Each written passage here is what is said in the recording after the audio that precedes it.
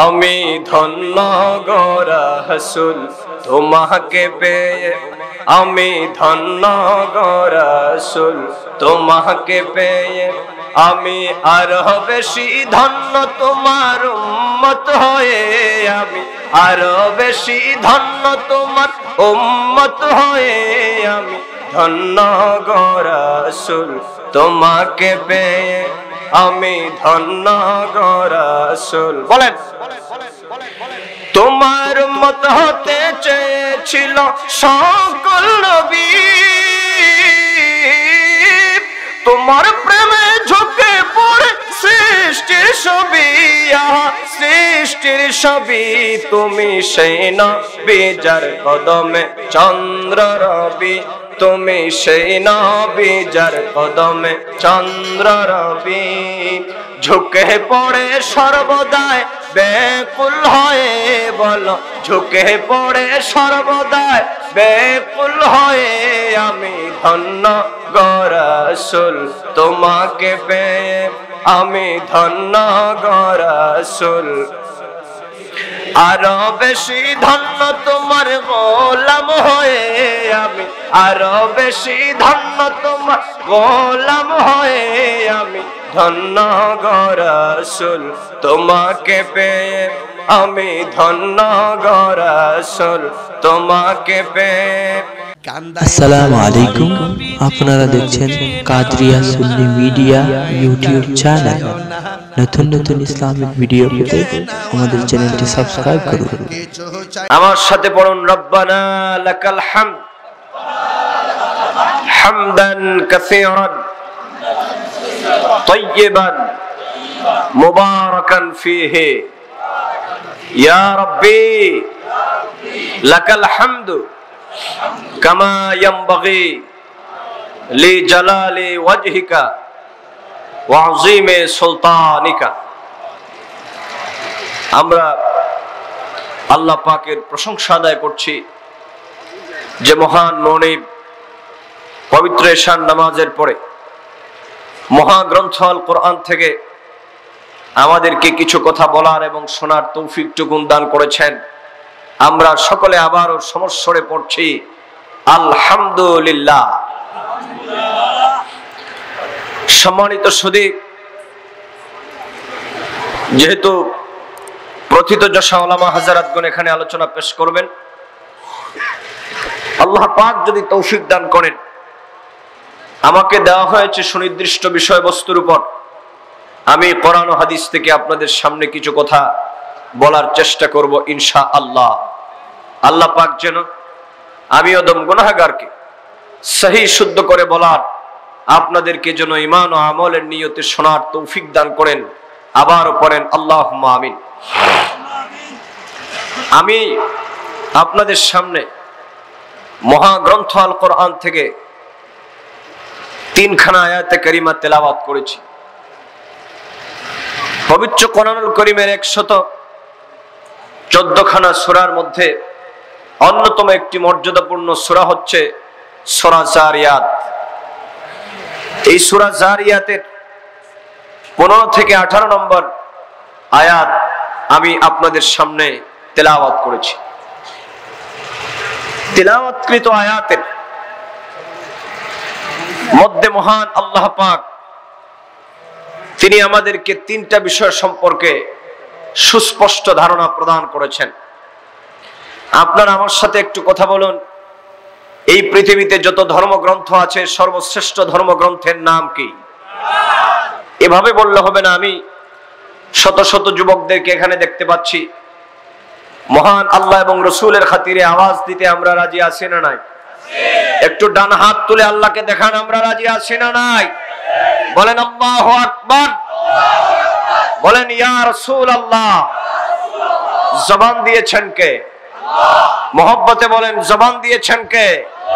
সেই জবান দিয়ে আল্লাহ এবং রসুলের গোলামি নাম নেওয়ার প্রয়োজন আছে না নাই? আকাশ বাতাস মুখরিত করে আবার বলেন আল্লাহু আকবার। মাশাআল্লাহ, হাত নামান। ভূমিকায় দুটি কথা না বললেই নয়। এই পৃথিবীতে ধর্মগ্রন্থ বলতে যা বোঝায়, বেদ, বাইবেল, জিন্দাবিস্তার, ত্রিপিটক। পৃথিবীতে ধর্মগ্রন্থ বলতে যা বোঝায়, মহাগ্রন্থ আল কোরআন সেটা পৃথিবীর গতানুগতিক ধর্মগ্রন্থের মতো গতানুগতিক কোন ধর্মগ্রন্থ নয়। এই ধর্মগ্রন্থ নাজিল করেছেন যিনি, তার নাম কি? যুবক বন্ধুরা একটু আওয়াজ দিতে হবে, নাম কি? পৃথিবীতে যত ধর্মবাদী লোকেরা আসুক না কেন, এই পৃথিবীতে যত বড় আরবি পণ্ডিত এবং সাহিত্যিকের জন্ম হোক না কেন, ইচ্ছে করলে কিয়ামত পর্যন্ত পৃথিবীর বড় বড় সাহিত্যিক, আরবি ভাষাবিদ, আরবি ভাষা জ্ঞান, ভাষাতত্ত্বে যারা পিএইচডি করেছে, ওরা ইচ্ছে করলে কি পবিত্র কোরআনের একটা অক্ষর, একটা শব্দ কি বদলায় দিতে পারবে ভাই? যেহেতু এই পবিত্র কোরআনুল কারীমের ইজ্জত এবং মর্যাদা এবং তার হেফাজতের দায়িত্ব হচ্ছে কার? এই পৃথিবীতে যত ধর্মগ্রন্থ আছে, মানুষের হাতের দ্বারা এই পৃথিবীর বহু ধর্মগ্রন্থগুলা পরিবর্তন হয়েছে, পরিবর্তন হয়ে গিয়েছে, কিন্তু আল্লাহ পাক কালামে রব্বানি যেই পবিত্র কোরআন নাজিল করে দিয়েছেন, আজ থেকে প্রায় 1500 বছর পূর্বে আল্লাহ পাক এই পবিত্র কোরআন শরীফকে যে অবস্থায় নাজিল করেছেন, কিয়ামত পর্যন্ত আল্লাহ পাক ঠিক সেইভাবে পবিত্র কোরআনকে রেখে দিবেন। একটা অক্ষর পর্যন্ত পাল্টানোর ক্ষমতা কাউকে দেওয়া হয় নাই। আল্লাহ পাক বলছেন, বান্দারে শুনে রাখো, ইন্না নাহনু নাযালনা যিকরা ওয়া ইন্না লাহু লাহাফিজুন। এই মহাগ্রন্থ কোরআন নাজিল করেছি আমি আল্লাহ পাক, আর এর হেফাজতের দায়িত্ব আমি আল্লাহ পাকের কুদরতের মধ্যে আমি গ্রহণ করে নিলাম। পৃথিবীতে যত মানব সম্প্রদায় বলেন, পৃথিবীতে ধর্মগ্রন্থ যতগুলো আছে, প্রত্যেকটা ধর্মগ্রন্থের মধ্যে মানুষের হাত লেগেছে। আজকের পৃথিবীর মধ্যে ধর্মগ্রন্থগুলো আগের মতো নাই, কথা কোন ঠিক কিনা? হিন্দুদের ধর্মগ্রন্থ বলেন, ইহুদি আর খ্রিস্টানদের ধর্মগ্রন্থগুলা বলেন, আগের মতো সেইগুলা আজ আর নাই। আজকের পৃথিবীতে যে বাইবেল, তারা বাইবেলের কথা বলে, ওই কেউ কথা বলবেন, ওই বাইবেল আজ পৃথিবীতে আজ আর আগের মতো সেই বাইবেলও নাই। সেটাকে তারা অপারেশন করে দিয়ে সেটা নিউ টেস্টামেন্ট আর ওল্ড টেস্টামেন্ট নামে তারা খণ্ডে বিখণ্ডিত করেছে, তাদের নিজস্ব মতবাদ গুলাকে ঢুকাই দিয়েছে। আজকের বাইবেলে আল্লাহর কথা আর একটা কথাও নাই, তাদের মন মস্তিষ্ক প্রসূত কথাগুলা তারা বাইবেলের মধ্যে ঢুকাই দিয়েছে। আপনারা বলুন, পবিত্র কোরআনুল কারীম কি এরকম কোন গ্রন্থ নাকি যে পৃথিবীর সমস্ত বিজ্ঞানীরা একত্রিত হয়ে আল্লাহর কোন একটা থিওরিকে বাদ দিয়ে কিয়ামত পর্যন্ত নিজস্ব থিওরি কি তারা আল্লাহর কোরআনে ঢুকাতে পারবে? যুবকেরা কথা বলো, ঢুকানো সম্ভব? এই পৃথিবীতে আল্লাহর কোরআনকে আল্লাহ পাক মাহফুজ রেখেছেন। আল্লাহ পাক তার কুদরত দিয়ে সেটাকে হেফাজত করবেন। এটাকে তাহরিফ করতে পারে এমন জ্ঞান পৃথিবীতে আল্লাহ কাউকে দেন নাই। আপনারা যারা পবিত্র কোরআন শুনতে এসেছেন, আমি আমার বক্তৃতা শুরু করার পূর্বে আমার সম্মানিত মুরব্বী বাবাদেরকে বলবো, আমার যুবক বন্ধুদেরকে বলবো, পবিত্র কোরআনুল কারীম শুনতে পারা এটা একটা সৌভাগ্যের ব্যাপার। কারণ পৃথিবীতে এই কালামে পাকের মধ্যে আল্লাহ পাকের যত কথা সবগুলাকে আল্লাহ পাক এই কালামে পাকের মধ্যে লিপিবদ্ধ করে দিয়েছেন। আর নতুন করে আল্লাহর পক্ষ থেকে কোনো আয়াত নাজিল হওয়ার কোনো সম্ভাবনা কি? কথা বলেন না, সম্ভাবনা। এজন্য এটাকে বলা হয় কালামুল্লাহ। এটা যখন তেলাওয়াত করবেন, কার সাথে কথা বলা হয়ে যায়? কথা বলে, এটা যখন তেলাওয়াত করবেন এই পবিত্র কালামে পাক, কার সাথে কথা বলা হয়ে যায়? পৃথিবীতে হেদায়েত যদি পেতে চান, পৃথিবীতে যদি মর্যাদা পেতে চান, দুনিয়াতে শান্তি, পরকালীন মুক্তি কি আপনারা পেতে চান? আচ্ছা, আমার কথা কি আপনারা বুঝেন? তাহলে একটু আওয়াজ দেন, যেহেতু রহমতের সময়, এশার নামাজের পরে সময়টা অনেক রহমতি সময়, একটু আওয়াজ দেন, আমরা দুনিয়ার শান্তি আর পরকালীন মুক্তি আমরা চাই কিনা? আমরা চাই। যে ব্যক্তি নামাজ পড়ে না, রোজা রাখে না, হজ যাকাত আদায় করে না, পর্দায় পশিদা মোতাবেক চলাফেরা করে না, সুদ খায়, ঘুষ দেয়, শয়তানি বদমাশি করে, এইরকম একটা লোককে যদি বলেন ভাই দুনিয়ার শান্তি আর পরকালীন মুক্তি কি তুমি পেতে চাও? কয় হুজুর চাই, এর জন্য যদি কিছু টাকা হাদিয়াও লাগে দিও, দুনিয়ার শান্তি আর পরকালীন মুক্তি চাই। কি বাবাজি কথা কোন ঠিক কিনা? এমন কোন পাগলও আছে নাকি যে শান্তি চায় না? চায়। কিন্তু পৃথিবীতে যদি শান্তি পেতে চান আর পৃথিবীর থেকে যাওয়ার পরে যদি জান্নাতবাসী হতে চান, ও বারন্তীর যুব সমাজ, আমার মুরব্বী বাবাজিরা, মনটা নরম করে দিয়ে শুনুন, আল্লাহ পাকের কথাগুলো আপনাদেরকে শোনায় দিয়ে যাই। আল্লাহ পাক পবিত্র কালাম শুধু নাজিল করেন নাই, এই পবিত্র কালামের বিশেষত্ব আল্লাহ পাক ঘোষণা করেছেন। আল্লাহ পাক বলছেন, আমি এটা বিশ্বজাহানের জন্য হুদাল লিন্নাস হুদাল লিল মুত্তাকিন, এই পৃথিবীতে আমি আল্লাহ পাক মুত্তাকিদের জন্য হেদায়েতকারী একটা মহাগ্রন্থ হিসাবে আমি আল্লাহ পাক পবিত্র কোরআনকে আমি নাজিল করে দিলাম। আর যদি পৃথিবীর মানব সম্প্রদায় তোমরা আমার পবিত্র কোরআনকে যদি অনুসরণ করো, আমার কোরআনের বিধানগুলো যদি মেনে চলো, ফামান তাবিআ হুদায়া ফালা খাউফুন আলাইহিম ওয়ালা হুম ইয়াহজানুন। জোরে বলুন আল্লাহু আকবার। একটু মহব্বতে বলুন ইয়া রাসূলুল্লাহ। আল্লাহ পাক বলছেন, বান্দারে আমার পবিত্র কোরআনকে যদি অনুসরণ করো, ব্যক্তি জীবনে, পারিবারিক জীবনে, সামাজিক জীবনে, রাষ্ট্রীয় জীবনে, আন্তর্জাতিক অঙ্গনে আমার পবিত্র কালামে পাককে যদি অনুসরণ করো, আমার পবিত্র কোরআনকে যদি ফলো করো, আর তোমাদের জীবন যদি আমার পবিত্র কোরআন মোতাবেক তোমরা গঠন করতে পারো, আমি আল্লাহ পাক হেদায়েতের বাণী সংবলিত সমস্ত কথাগুলো তোমাদের জন্য বলে দিলাম।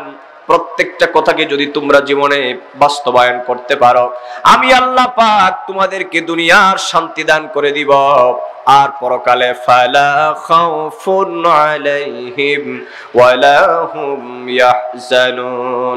আমার কোরআনকে যারা অনুসরণ করবা, দুনিয়া তো তোমাদের কোনো লাঞ্ছনা থাকবে না, ভয় থাকবে না, আর ইন্তেকাল করার পরেও তোমাদের কোনো ভয় এবং কোনো ভীতি থাকবে না। যদি আল্লাহর কোরআনকে আমরা নিজের জীবনে বাস্তবায়ন করতে পারি, পবিত্র কোরআনের প্রত্যেকটা থিওরিকে যদি আমরা মানতে পারি, হুকুম হাকাম বিধিবিধান সবগুলাকে যদি মানব জীবনে বাস্তবায়ন করতে পারি, শান্তি দিবেন কে?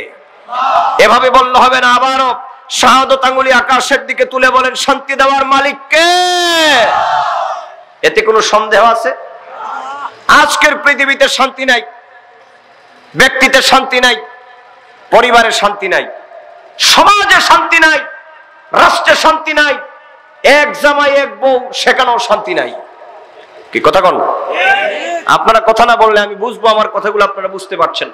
ব্যক্তিগতভাবে আমি শিক্ষক মানুষ, ছাত্রদেরকে যেভাবে ক্লাসে পড়াই, ঠিক চেষ্টা করি ওয়াজ মাহফিল একটা বিষয়কে আপনাদেরকে ঠিক সেইভাবে বোঝানোর। মাঝে মধ্যে আমি যে প্রশ্ন করি তাতে কি আপনারা রাগ করেন? একটু আওয়াজ দিতে কোনো অসুবিধা আছে ভাই? তাহলে বলুন, আজকের পৃথিবীতে কি শান্তি আছে? আজকে কি চুরি ডাকাতি হচ্ছে না? শয়তানি রাহাজানি হচ্ছে না?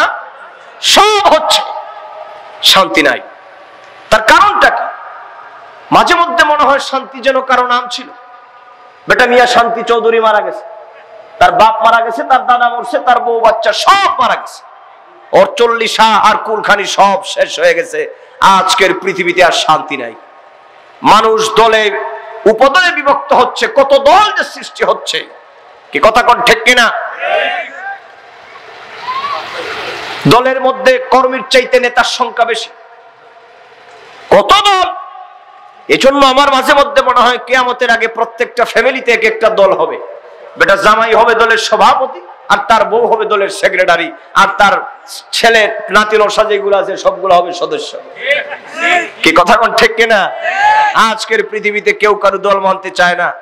মানুষ কয়েকজন হয়ে গেল, দল একটা গঠন করে, আর কি স্লোগান, এন করেঙ্গা তেন করেঙ্গা, লাঠি কি আন্দর পুকুর ভরেঙ্গা, আসমান দিয়ে গাড়ি চালাবো, মাটির নিচ দিক দিয়ে প্লেন চালাবো। আসলে হুদা কিছু কাজের নামে কিছুই নাই। কি যুবক কথা বলো না ঠিক কিনা? সন্ত্রাসী বাড়ছে, রাহাজানি বাড়ছে,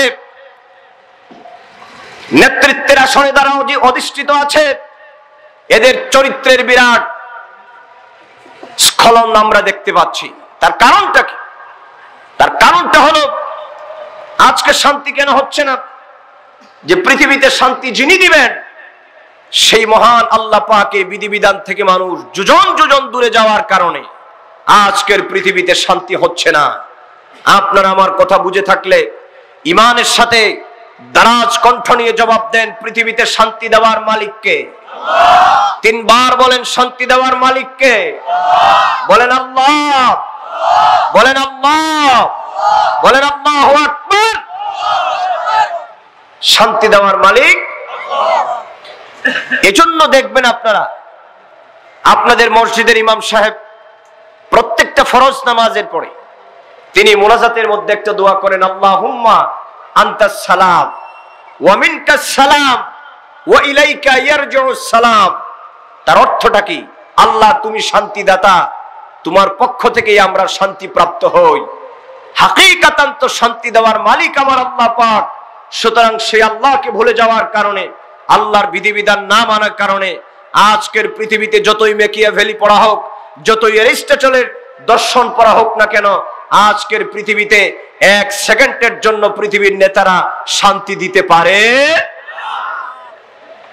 সুতরাং এই কোরআনকে আমাদের বুঝতে হবে, এই কোরআনের আইনগুলা, এই কোরআনের বিধিবিধানগুলা আমাদেরকে মেনে চলতে হবে।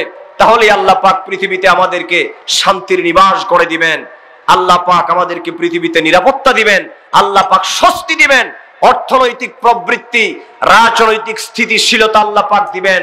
কার হুকুম মানলে? বাবাজি কথা বলেন না, কার হুকুম মানলে?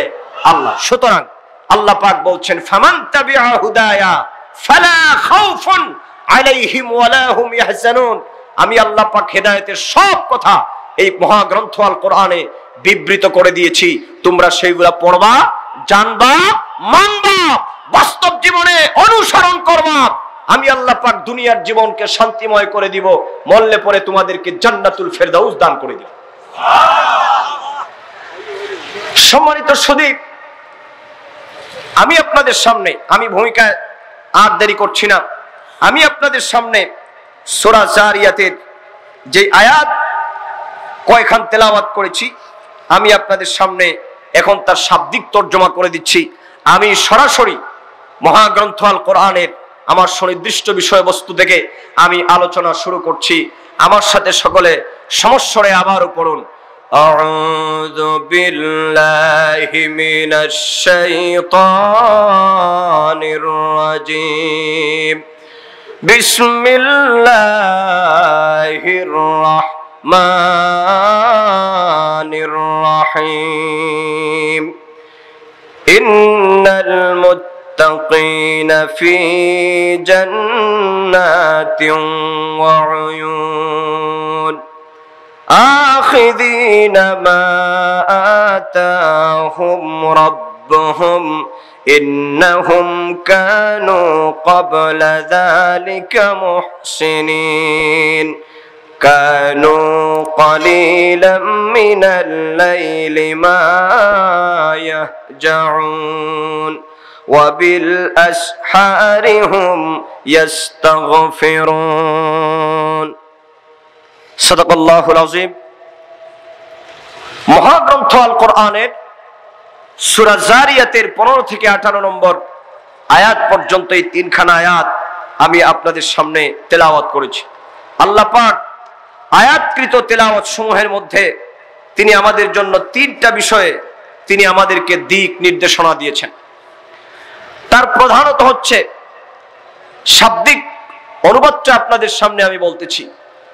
আল্লাহ পাক বলছেন, ইন্নাল মুত্তাকিনা ফি জান্নাতিন ওয়া উয়ুন, নিশ্চয় মুত্তাকি যারা, তারা আমার জান্নাতের মধ্যে প্রবেশ করবে, যেই জান্নাতের নিজ দিক দিয়ে প্রস্রবণ প্রবাহিত হয়, নহর প্রবাহমান জান্নাতের মধ্যে আমার মুত্তাকি বান্দারা প্রবেশ করবে। আখিদিনা মা আতাহুম রাব্বুহুম, এবং তারা তা উপভোগ করবে যা তাদের মহান প্রতিপালক তাদেরকে জান্নাতের মধ্যে দিবেন। ইন্নাহুম কানু ক্বাবলা যালিকা মুহসিনিন, কারণ পৃথিবীতে তারা ছিল সৎ কর্মপরায়ণ, সৎকর্মশীল বান্দা। কানু ক্বালিলাম মিনাল লাইলি মা ইয়াহজাউন, এবং তারা সামান্য অংশ তারা ঘুমের মধ্যে অতিবাহিত করত। ওয়াবিল আসহারি হুম ইস্তাগফিরুন, এবং তারা রাতের শেষ প্রহরে মহান আল্লাহ পাকের দরবারে ক্ষমা প্রার্থনা করত। এই হচ্ছে তিলাওয়াতকৃত আয়াতের সরল বা শাব্দিক তরজমা।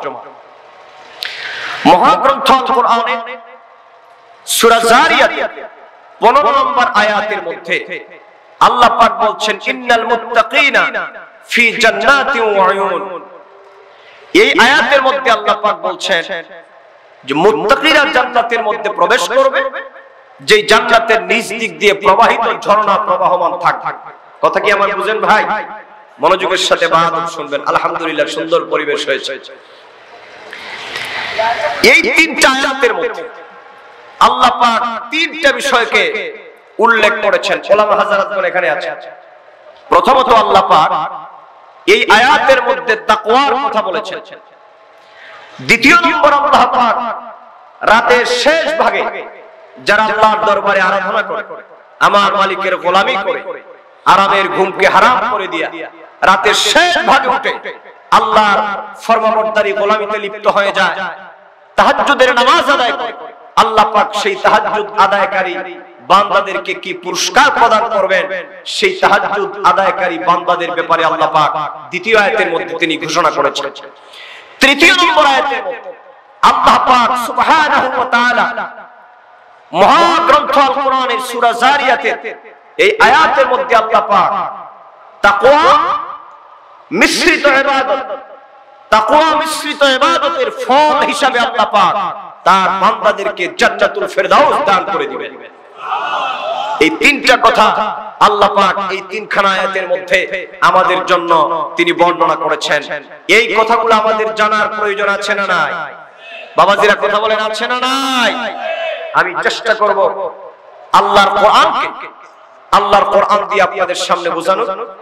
আল্লাহ পাক যদি তৌফিক দান করেন। লোকেরা আমাদেরকে মুফাসসিরে কোরআন বলে, আমরা নিজেদের নামের আগে মুফাসসিরে কোরআন লাগাই না। যদিও আপনাদের দোয়া মাদ্রাসা থেকে কামিল হাদিস ফিকহ তাফসীর পড়ার সুযোগ আল্লাহ পাক করে দিয়েছেন, তাফসীর বিভাগে মাস্টার ডিগ্রি করার সুযোগ আল্লাহ পাক দিয়েছেন, কিন্তু কলিজা কাঁপে মুফাসসিরে কোরআন লিখতে।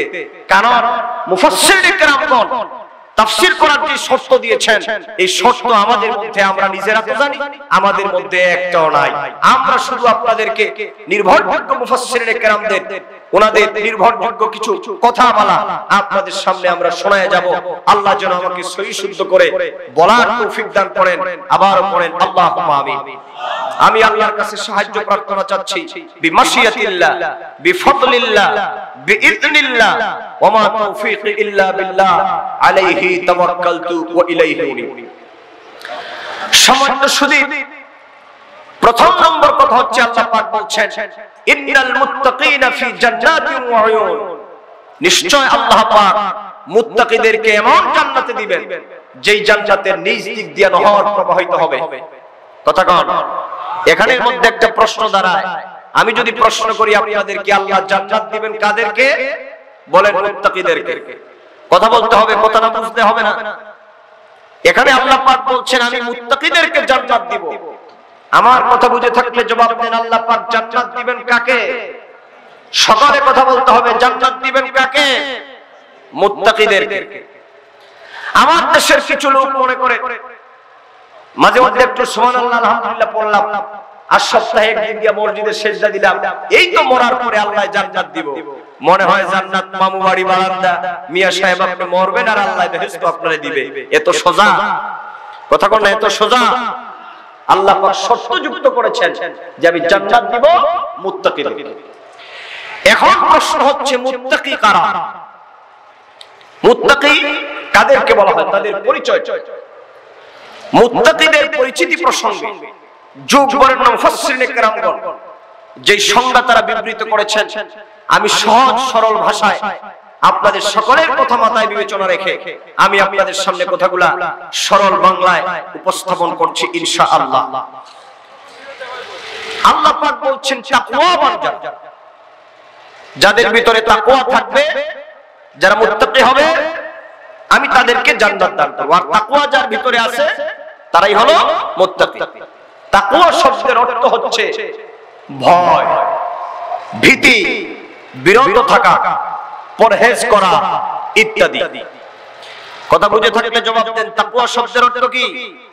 বিরত থাকা, ভয় করা, পরহেজ করা ইত্যাদি। কথা কি আমার বুঝে আসছে? এক কথায় যদি তাকওয়ার অর্থ আপনাদেরকে জিজ্ঞেস করি তাহলে আপনারা বলবেন তাকওয়া শব্দের অর্থ হচ্ছে বিরত থাকা। শরীয়তের পরিভাষা তাকওয়া হলো একমাত্র মহান আল্লাহ সুবহানাহু ওয়া তাআলার ভয়ভীতি অন্তরের মধ্যে নিয়ে শরীয়ত বর্জিত সমস্ত কাজ থেকে নিজেকে বিরত রাখার নাম হলো তাকওয়া। সুবহানাল্লাহ। সম্মানিত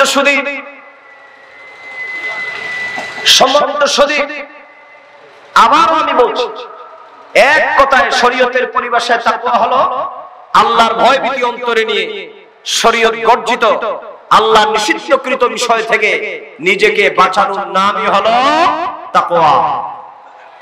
আচ্ছা আপনারা বলুন তো, নামাজ পড়ার হুকুম কার? রোজা রাখার হুকুম? সকলে আওয়াজ দিতে হবে। রোজা রাখার হুকুম, হজ আদায় করার হুকুম, যাকাত দেওয়ার হুকুম, সুদ খাওয়ার হুকুম। কোনটা সুদ খাওয়ার হুকুম বলে আল্লাহ? কিরে ভাই, এই এসব সমাজের পরে যদি আমাদের হুঁশ জ্ঞান ঠিক না থাকে, রাত্রে 12টা-1টার সময় তো আমাদের কি যে অবস্থা হবে সেটা আল্লাহই জানে। কথা কোন ঠিক কিনা? আমি মাঝে মধ্যে আপনাদের একটু অ্যাটেনশন ডাইভার্ট হয়েছে কিনা সেটা পরীক্ষা করব। আপনারা বলুন, সুদ না খাওয়ার হুকুম কার? নামাজ আদায় করার হুকুম? সুতরাং আল্লাহর ভয়ভীতি অন্তরে নিয়ে সমস্ত বর্জিত কাজ থেকে বিরত থাকা, সেটাই হলো তাকওয়া। এই তাকওয়া যার ভিতরে থাকবে তাকে বলা হয় মুত্তাকি। সব গুণাবলীর মধ্যে তাকওয়া হলো অন্যতম। যার মধ্যে তাকওয়া থাকে সে পার্থিব জীবনের লোভ, লালসা, খারাপ কাজ ইত্যাদি করতে পারে না। তাকওয়া যার ভিতরে আছে আল্লাহর ভয়, সে মহান আল্লাহ পাকের ভয়ভীতি অন্তরে নিয়ে দুনিয়ার সব পাপ কর্ম থেকে নিজেকে বিরত রাখে, কোনো অন্যায় অশ্লীল কাজে নিজেকে লিপ্ত করে না। সাহাবী হযরত আব্দুল্লাহ ইবনে আব্বাস রাদিয়াল্লাহু তাআলা বলেন যে ব্যক্তি নিজেকে শিরক এবং কবিরা গুনাহ, অশ্লীল কাজ এবং কথাবার্তা থেকে নিজেকে বিরত রাখতে পারে তাকেই বলা হয় মুত্তাকি। হযরত আব্দুল্লাহ ইবনে আব্বাস রাদিয়াল্লাহু তাআলা বলেছেন, মুত্তাকি কাদেরকে বলা হয়? যে ব্যক্তি শিরক করে না, মিথ্যা বলে না, অশ্লীল কাজ করে না, তার কি বলা হয়? মুত্তাকি। কবিরা গুনাহের সমূহের মধ্যে অন্যতম আকবরুল কাবাইর হচ্ছে আল্লাহর সাথে শিরক করা। ভালো করে লক্ষ্য করুন, কথা বলেন, আল্লাহর সাথে শিরক করা কি সওয়াবের কাজ না গুনার কাজ? এমন গুনার কাজ যেই গুনাহ পৃথিবীতে আল্লাহ পাক কোনদিন maaf করেন। মহাগ্রন্থ আল কোরআনের মধ্যে আল্লাহ পাক বলেন, ইন্নাল্লাহা লা ইয়াগফিরু আন ইউশরাকা বিহি ওয়া ইয়াগফিরু মা দুনা যালিকা লিমান ইয়াশা ওয়া মান ইউশরিক বিল্লাহি ফাকাদ দাল্লা দালালাম মুবিনা। জোরে বলুন আল্লাহু আকবার। আল্লাহ পাক বলছেন, বান্দারে তোমরা যদি মুত্তাকি হতে চাও, প্রথম অবস্থায় তোমরা শিরকের গুনাহ করতে পারবে না। আর শিরক হচ্ছে আল্লাহ পাকের সাথে শরীক স্থাপন করা, আল ইশরাকু বিল্লাহ, আল্লাহর সাথে শরীক স্থাপন করা। এই পৃথিবীতে আল্লাহ পাক যত বড় অপরাধী হন না কেন, এই পৃথিবীর মধ্যে যত বড় অপরাধী হন না কেন, গুনাহগার হন না কেন, আল্লাহ পাক চাইলে আপনার গুনাহগুলোকে maaf করে দিতে পারেন। এই পৃথিবীতে আল্লাহ পাক বলছেন, বান্দারে তোমার গুনাহ যদি হয় জমিন সমান, আমি আল্লাহ পাকের রহমত হলো আকাশ সমান। তোমার গুনাহ যদি হয় আকাশ সমান, আমি আল্লাহ পাকের রহমত হলো আরশে আজিম সমান। বান্দারে তোমার গুনাহ কদ্দুর? তোমার গুনাহর চাইতে কোটি কোটি গুণ বিশালতা আমার, আমি আল্লাহ পাকের রহমতের। সুতরাং আল্লাহ পাক এই পৃথিবীতে যত বড় অপরাধী হোক না কেন, রব্বুল আলামিন চাইলে তার বান্দার সমুদয় গুনাহগুলো maaf করে দিতে পারেন। পৃথিবীর মধ্যে যত বড় অপরাধী হোক আল্লাহর দরবারে কান্না করলে পরে maaf করে দিবেন আল্লাহ পাক। কিন্তু আল্লাহ পাক বলছেন, বান্দারে একটা গুনাহ আমি কোনোদিন maaf করি না, পৃথিবীর মধ্যে কোনোদিন আমি maaf করি না। সেই গুনাহটা হলো শিরকের গুনাহ। আমার সাথে যারা শরীক স্থাপন করবা, সব গুনাহ maaf করে দিলেও আমার সাথে শরীক স্থাপনের গুনাহ আমি আল্লাহ maaf করব না। সুতরাং আল্লাহর সাথে শিরক করা যাবে না। স্বয়ং মুসলমান, এই পৃথিবীর মধ্যে আল্লাহ জাতে কোনো শরীক নাই, আল্লাহ পাকের সিফতে কোনো শরীক নাই। যেদিন থেকে কালিমা পড়ে আমরা মুসলমান হয়েছি, লা ইলাহা ইল্লাল্লাহ মুহাম্মাদুর রাসূলুল্লাহ পড়েন, যারা পড়েন লা ইলাহা ইল্লাল্লাহ, আমরা শাহাদাতের সাক্ষী দিয়েছি, আশহাদু আল্লা ইলাহা ইল্লাল্লাহ ওয়াহদাহু লা শারীকা লাহু ওয়া আশহাদু আন্না মুহাম্মাদান আবদুহু ওয়া রাসূলুহু। পারেন না আপনারা? একটু পড়েন না, পড়লে নাকি আছে না নাই? পড়েন, ঈমান তাজা হবে। আশহাদু আল্লা ইলাহা ইল্লাল্লাহ ওয়াহদাহু লা শারীকা লাহু ওয়া আশহাদু আন্না মুহাম্মাদান আবদুহু ওয়া রাসূলুহু। যেদিন থেকে কালিমা পড়লাম, আমি সাক্ষ্য দিলাম লা ইলাহা ইল্লাল্লাহ, আল্লাহ ভিন্ন কোনো ইলাহ নাই, আল্লাহ পাকের জাতে কোনো শরীক নাই, আল্লাহ পাকের সিফতে কোনো শরীক নাই। এই পৃথিবীর মধ্যে যা কিছু বলেন না কেন, আমার রব্বুল আলামিনের সাথে শরীক স্থাপন করতে পারে না। আল্লাহ পাক তিনি এক এবং একক, রব্বুল আলামিনের সাথে শরীক স্থাপন করার মতো আসমান আর জমিনের মধ্যে কেউ নাই। কথা কোন ঠিক কিনা? কুল হুয়াল্লাহু আহাদ আল্লাহুস সামাদ লাম ইয়ালিদ ওয়া লাম ইউলাদ ওয়া লাম ইয়াকুল লাহু কুফুয়ান আহাদ। পড়েন, যারা পড়েন কুল হুয়াল্লাহু আহাদ আল্লাহুস সামাদ লাম ইয়ালিদ ওয়া লাম ইউলাদ ওয়া লাম ইয়াকুল লাহু কুফুয়ান।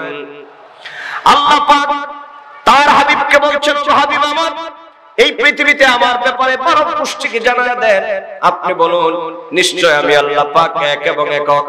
কুল হুয়াল্লাহু আহাদ, হাবিব আপনি বলে দেন, আমি আল্লাহ পাক হলাম এক এবং একক, আমার সাথে কোনো শরীক নাই, আমার সিফতে কোনো শরীক নাই। এই পৃথিবীতে আমি আল্লাহ পাককে কেউ জন্ম দেয় নাই, আমি আল্লাহ পাক কাউকে জন্ম দেই নাই। লাম ইয়ালিদ ওয়া লাম ইউলাদ, আল্লাহ পাকের কোনো পিতা নাই, মাতা নাই। বিশ্ব ব্রহ্মাণ্ডের মধ্যে আমার আল্লাহ পাকের কোনো ছেলে সন্তান নাই। ওয়া লাম ইয়াকুল লাহু কুফুয়ান আহাদ, আসমান এবং জমিন গোটা বিশ্ব চরাচরে আমার মালিকের কোনো অংশীদারিত্ব করতে পারে এমন কেউ, কথা বলতে হবে, এমন কেউ। শিরক মুক্ত আকীদা, তাকওয়ার প্রধান এবং প্রথমত শর্ত যে ব্যক্তি শিরক থেকে মুক্ত থাকলো, সে তাকওয়ার প্রথম ধাপ কি করলো? আদায় করলো। আর এই শিরকটা হচ্ছে আল ইশরাকু বিল্লাহ, আল্লাহর সাথে কাউকে অংশীদারিত্ব করা। শিরক পৃথিবীতে সবচেয়ে বড় গুনাহ, কথা কোন ঠিক কিনা? এখানে দুটি কথা না বললেই নয়। আমার দেশের এক শ্রেণী লামাসাবি সালাফি আহলে হাদিস ভাইরা আছে, ওরা কথায় কথায় শিরক আর বেদাতের কথা সমানে তারা বলতেছে। কি কথা কোন ঠিক কিনা? একটু আওয়াজ দিতে হবে, ঠিক কিনা? আজকে তারা শিরকের কথা বলে, মানুষদেরকে তারা কবরের জিয়ারত বন্ধ করাতে চায়। শিরকের কথা বলে আল্লাহর ওলিদের মাজারের জিয়ারত বন্ধ করাতে চায়। শিরকের কথা বলে নবী ইয়া নবী সালামু আলাইকা আর ইয়া রাসূলুল্লাহ স্লোগানকে তারা বন্ধ করাতে চায়। ঠিক করে বলো। আমাদের কথা হচ্ছে পরিষ্কার, শিরক পৃথিবীতে সবচেয়ে বড় গুনাহ, সেটা আমরা জানি। পবিত্র কোরআনুল কারীমের মধ্যে শিরকের গুনাহকে সবচেয়ে বড় গুনাহ বলা হয়েছে। আর শিরকটা হলো আল ইশরাকু বিল্লাহ, আল্লাহর সাথে কাউকে অংশীদারিত্ব করা। আপনারা মুরব্বি বাবাজির একটু জবাব দেন। আমরা বাবা শাহজালালের জিয়ারতে যাই, আমরা শাহপরানের জিয়ারতে যাই, শের সাবাব চাবুকমার শাহে মৌলভী বাজার শাহ মুস্তাফা বাগদাদী রাহমাতুল্লাহি আলাইহির জিয়ারতে যাই।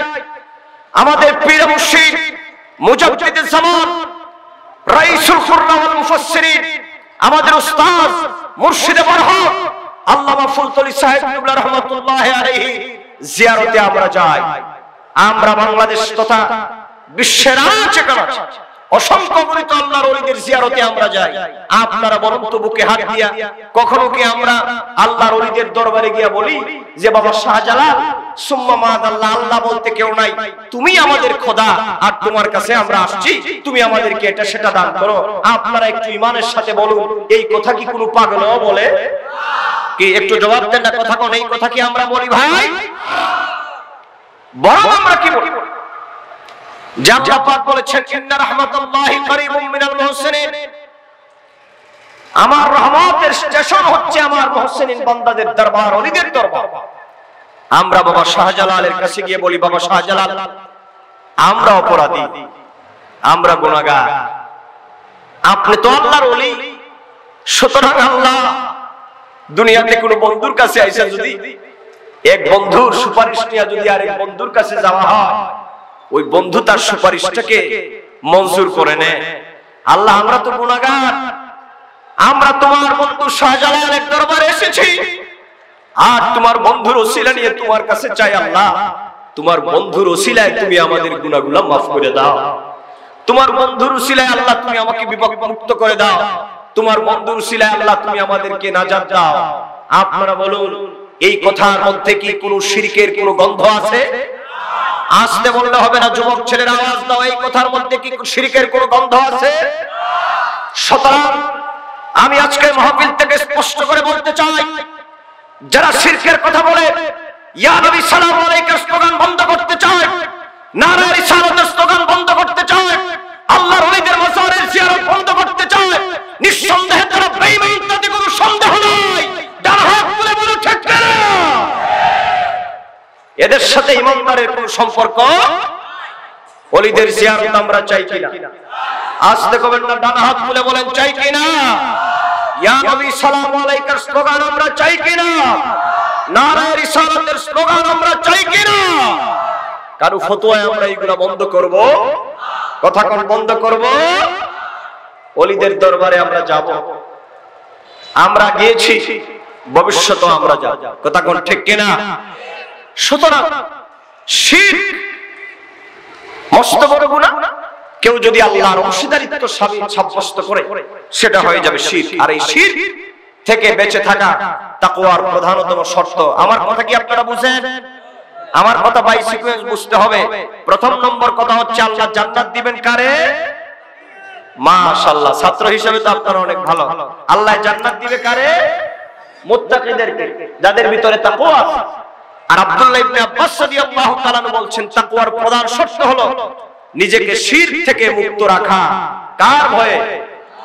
যাবতীয় পাপ কার্য থেকে মুক্ত রাখা কার ভয়ে? দ্বিতীয় নম্বর হচ্ছে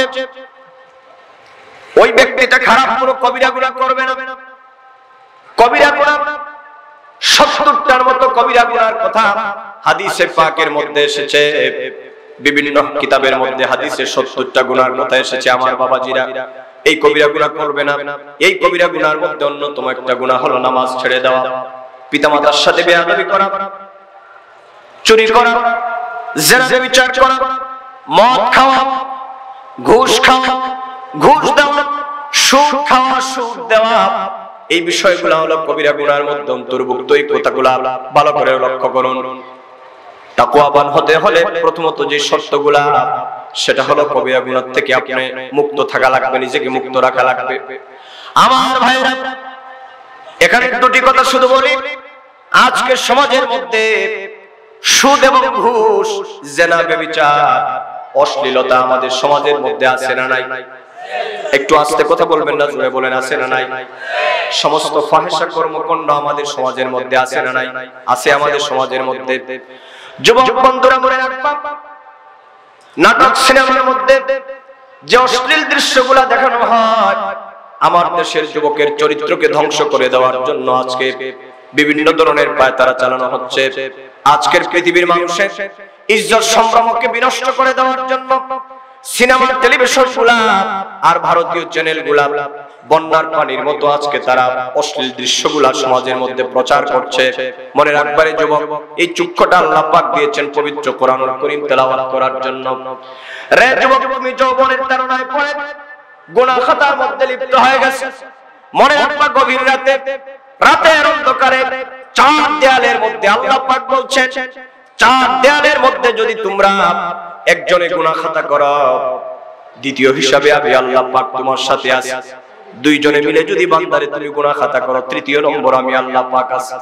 তিনজন মিলে যদি তোমরা গুনাহ খাতা করো, মনে রাখবা তোমাদের তৃতীয় জনের মধ্যে চতুর্থ অবস্থায় আমি আল্লাহ তোমাদের সাথে আছি। ইন্নাল্লাহা আলিমুম বিযাতিস সুদূর। তিনি শুধু আমাদের সাথেই আছেন না, তিনি আমাদের অন্তঃকরণে, আমাদের হৃদয়ের গভীরে যে কথাগুলো, সেই কথাগুলোও জানেন কে? আস্তে কমেন না, জোরে কোন জানেন কে?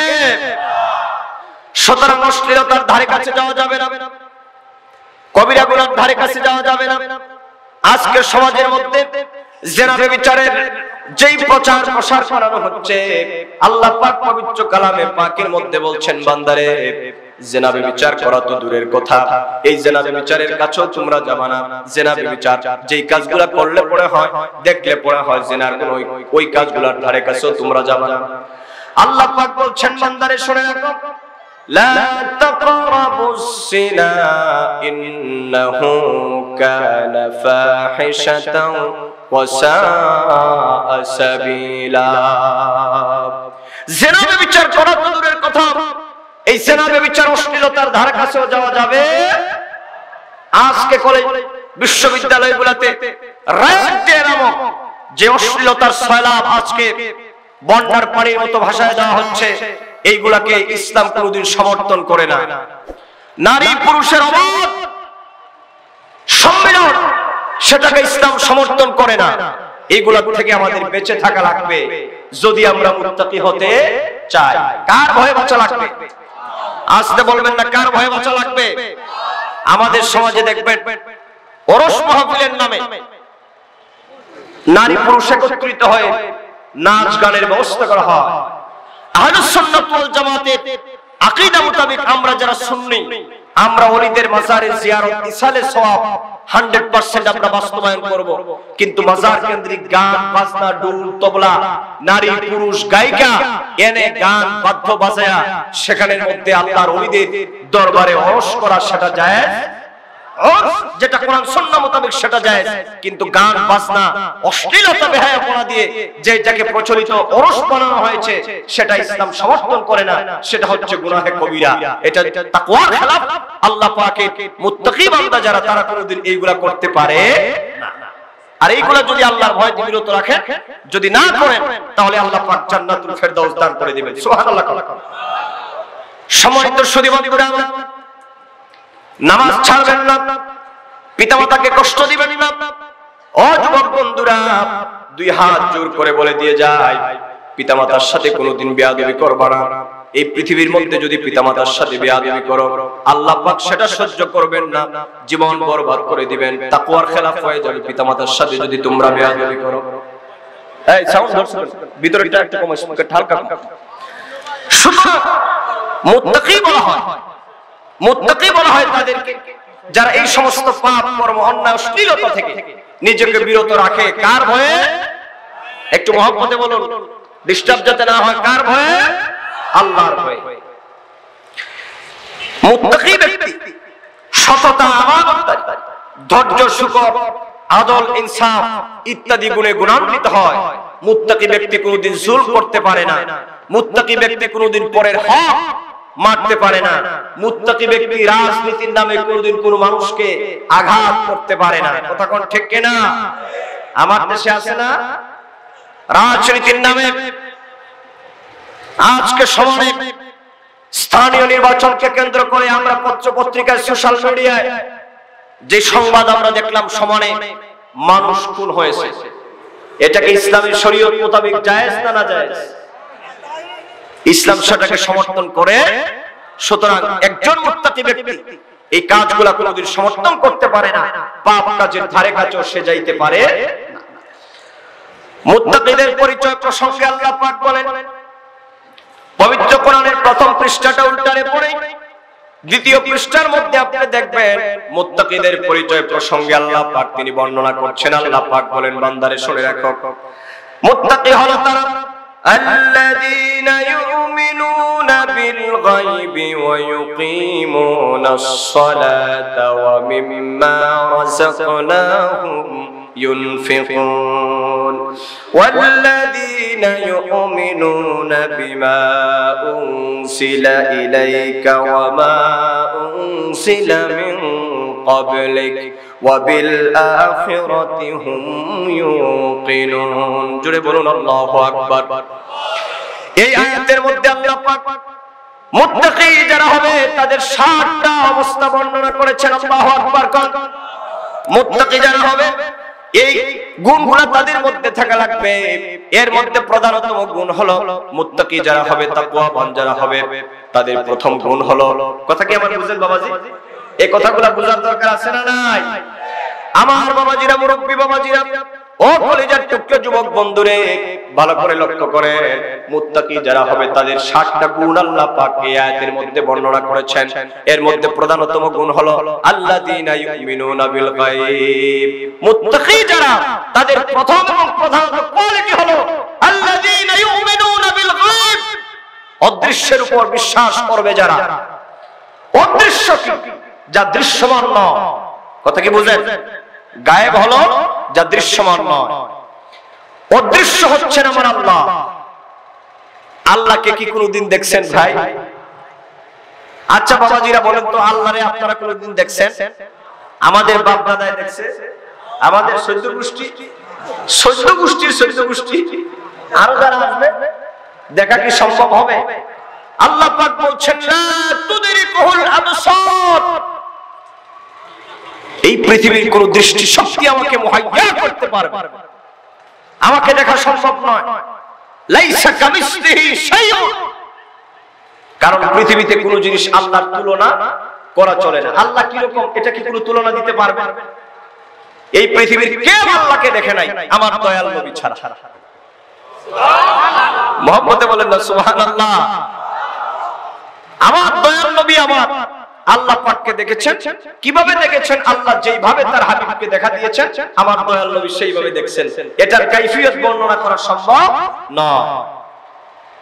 অদৃশ্য হলো আল্লাহ, অদৃশ্য হচ্ছেন আল্লাহ, অদৃশ্য হচ্ছে জান্নাত জাহান্নাম, অদৃশ্য হচ্ছে ফেরেশতা, অদৃশ্য হচ্ছে পরকাল। আপনারা বলুন, আপনারা জান্নাত জাহান্নামের নাম শুনেছেন, জীবনে কি কোনোদিন বেহেশত কি রকম আপনারা কি দেখছেন বাবাজি? ফেরেশতা আমাদের কাঁধে 2 জন আছে। মা ইয়ালফিযু মিন কাওলিন ইল্লা লাদাইহি রাকীবুন আতীদ। আমার জন্মস্থান এলাকা এক কবি লিখেছিলেন, 2 কাঁধে 2 মুহুরি, লিখতে আছেন ডায়েরি। কি কথা কথা? তিনি লিখেছেন 2 কাঁধে 2 মুহুরি, লিখতে আছেন ডায়েরি। 2 মুহুরি, 2 জন ফেরেশতা আমার সাথে আছে, আপনার সাথে আছে। জীবনে কোনোদিন দেখছেন যে ফেরেশতা 2 জন দেখতে কেমন? আপনাদের ভাবে নমুনায় বোঝা যায় যে কয়েকজন মনে হয় আপনারা দেখছেন। আপনার কাঁধে 2 জন ফেরেশতা আছে না নাই? যুবকরা আওয়াজ দাও না, কেন আছে না নাই? জীবনে দেখছেন? কিরামান কাতিবিনা ইয়ালামুনা মা তাফআলুন। 2 কাঁধে 2 জন ফেরেশতা আল্লাহ পাক ডায়েরি করার জন্য আল্লাহ লিখে দিয়েছেন। আজকে যে আমি নিসার আহমদ এখানের মধ্যে বক্তৃতা রাখছি, এনায়েতুল্লাহ বাসী সাহেব, ডক্টর সাহেব বক্তব্য রাখবেন, এখানের মধ্যে দেখেন আরো কয়েকটা ফেরেশতা এখানের মধ্যে দাঁড় করাই দিয়েছে। কথা কোন ঠিক কিনা? আপনারা দেখুন, একটা রূপ করতে বললাম, এখানের মধ্যে দাঁড় করে দেওয়া হয়েছে। তার মানে হলো এই মুহুরিগুলো আমরা যা বলি ভিডিও স্ক্রিনের মধ্যে আমাদের কথাগুলো তারা রেকর্ড করবে, সত্য বললেও করবে, মিথ্যা বললেও করবে, সব কথাগুলো এখানের মধ্যে রেকর্ড হয়ে যাবে। আল্লাহ পাক বলছেন, বান্দারে তোমার সকাল থেকে সন্ধ্যা পর্যন্ত তোমার প্রত্যেকটা কাজকর্ম, তোমার প্রত্যেকটা কর্মসূচি, তোমার জীবনের চলার গতিপথ, দুনিয়ার মধ্যে তোমার জীবনটা আমি আল্লাহ পাক দিয়ে আমি শেষ করে দেই নাই। প্রত্যেকটা মুহূর্তে তোমার জীবন কোন জায়গার মধ্যে তুমি কাটাচ্ছ রে বান্দা, তোমার প্রত্যেকটা কাজকর্মের রেকর্ড করার জন্য আমি 2 জন মুহুরি তোমার 2 কাঁধের মধ্যে আমি রেখে দিলাম। মা ইয়ালফিযু মিন কাউলিন ইল্লা লাদাইহি রাকীবুন আতীদ। আর দুইজন মুহুরীকে আমি দায়িত্ব দিয়ে দিলাম, কোথায় তুমি শ্বাস প্রশ্বাস নিক্ষেপ করছো, তোমার দিন কাটাচ্ছ, রাত কাটাচ্ছ, আমি আল্লাহ পাক দুইজন মুহুরীকে আমি দায়িত্ব দিয়ে দিলাম, তোমার সব কাজকর্মগুলো যেন ডায়েরিভুক্ত করে, এজন্য দুইজন ফেরেশতাকে আমি লাগায় দিলাম। অসংখ্য ফেরেশতা এই মাহফিলের চতুর্দিকে আছেন। আল্লাহর কোন বান্দা যদি ঘর থেকে ইলমে দ্বীনের মজলিসের মধ্যে আসার জন্য যদি রওনা হয়ে যায়, ওয়া ইন্নাল মালাইকাতা লাতাদউ আজনিহাতাহা রিদাল লিতালিবিল ইলম, হাদিসে পাকের মধ্যে এসেছে, ইবনে মাজাহ শরীফের হাদিস, ঘর থেকে আল্লাহর কোন বান্দা যদি দ্বীনি মজলিসে বসার জন্য রওনা হয়ে যায়, পবিত্র কোরআন শোনার জন্য, হাদিস শোনার জন্য, তাদের সম্মানার্থে আল্লাহ পাকের ফেরেশতারা তাদের কদমের নিচে নূরের পাখাগুলা তারা বিছায় দেয়, নূরের গালিচা তারা বিছায় দেয়। কিন্তু আপনারা বলুন, আসার সময় বাড়ন্তির মানুষ রাস্তাঘাটে ফেরেশতার সাথে একটা টেস্ট টক্কর খাইছেন নাকি? কি কথা কম খাইছেন? আর কি খাওয়ার সম্ভাবনা আছে নাকি? মিডিয়ার মায়েরা, কখনো তোমাদের মিডিয়ার দ্বারা কি, আপনাদের মিডিয়ার দ্বারা কি ফেরেশতা দেখা কি সম্ভব হয়েছে নাকি? আপনার কাছে আছে, সম্ভব হয় নাই। তার মানে হলো ফেরেশতারা হলো অদৃশ্য, কিন্তু আছে তারা। এই ঈমান এবং বিশ্বাস আমাদের ভিতরে রাখার প্রয়োজন আছে না নাই? আসলে কবার না জোরে বলেন, আছে না নাই? আখিরাত হলো অদৃশ্য, যে আখিরাতের কথা আল্লাহ পাক তিনি পবিত্র কালামে পাকের মধ্যে বর্ণনা করেছেন, আমরা বর্ণনা করি আলহামদুলিল্লাহি রাব্বিল আলামিন। পড়েন যারা পড়েন, আলহামদুলিল্লাহি রাব্বিল আলামিন আর রহমানির রহিম মালিকি ইয়াউমিদ্দিন। আমরা এই সূরা ফাতিহার মধ্যে আমরা বলি, আল্লাহ তুমি হলা পরকাল দিবসের মালিক, ডে অফ জাজমেন্ট যেদিন কায়েম হয়ে যাবে, ডে অফ জাজমেন্টের জাস্টিস ডে, মহা জাস্টিস হয়ে যাবে তুমি আল্লাহ পাক। কথা বলেন, এতে কি কোনো সন্দেহ আছে নাকি? পরকাল দিবস আছে না নাই? নিঃসন্দেহে পরকাল দিবস আছে, কিন্তু বিচারের ময়দানটা কেমন হবে সেটা আমাদের কাছে দৃশ্যমান নয়, সেটা হলো অদৃশ্য। মুত্তাকি যারা হবে তাদের গুণ হচ্ছে আল্লাযীনা ইউমিনুনা বিল গায়ব। আল্লাহ পাক বলছেন যারা মুত্তাকি তাদের গুণ হলো অদৃশ্যের উপর ঈমান রাখা, আর অদৃশ্য হলো পরকাল। এই পরকাল অবশ্যই সংগঠিত হবে। প্রত্যেকটা মানুষ তার কাজ করবেন জবাবদিহি না করা পর্যন্ত আল্লাহর দরবার থেকে নাজাত পাবে না। কোন ঠিক কিনা? বড় ভয়াবহ একটা দিন হবে পরকালের দিন, যেই দিন আল্লাহর দরবার থেকে হিসাব নিকাশ না দিয়ে পৃথিবীতে রাজা বলেন, বাদশা বলেন, আমির বলেন, ফকির বলেন, ধনী বলেন, দরিদ্র বলেন, আল্লাহর দরবার থেকে হিসাব নিকাশ না দিয়ে মিয়া চৌধুরী সাহেব, খান সাহেব, পাঠান সাহেব ছুটার কি কোনো সম্ভাবনা আছে? এই কথা বলেন না ভাই, ছুটার সম্ভাবনা আছে? সবাইকে জবাবদিহি করা লাগবে। সুতরাং জবাবদিহিমূলক জীবনযাপন গঠন করা লাগবে আমাদের। সেই পরকাল দিবসটা কেমন হবে? আল্লাহ পাক বলছেন, হাবিব আমার, ওয়ামা আদরাকা মা ইয়াউমুদ্দিন সুম্মা মা আদরাকা মা ইয়াউমুদ্দিন। ও হাবিব, এই পরকাল দিবসটা কেমন হবে এই ব্যাপারে কি আপনি জানেন নাকি? আল্লাহ পাক তার বন্ধু নবীকে প্রশ্ন করছেন, বন্ধু গো আমার, এই যে পরকাল দিবসটা হবে, এই পরকাল দিবসটার ব্যাপারে আপনি কি জানেন নাকি? আল্লাহ পাক তিনি আবার তার হাবিবকে জানায় দিচ্ছেন পরকাল দিবসটা কেমন হবে। আল্লাহ পাক সূরা ফাতিহার মধ্যে বলেছেন, ইয়াউমা লা তামলিকু নাফসুন লিনাফসিন শাইআন ওয়াল আমরু ইয়াউমা ইযিল লিল্লাহ। পরকাল দিবসটা হয়ে যাবে এমন একটা দিন, যেই দিন কেউ কারো কোনো কাজে আসবে না, কেউ কারো সাহায্য করবে না। মেয়ে তার মায়ের কাজে আসবে না, মা তার মেয়ের কাজে আসবে না, ছেলে তার বাবার কাজে আসবে না, বাবা তার ছেলের কাজে আসবে না, নেতা তার কর্মীর কাজে আসবে না, কর্মী তার নেতার কাজে আসবে না। কথা কোন ঠিক কিনা?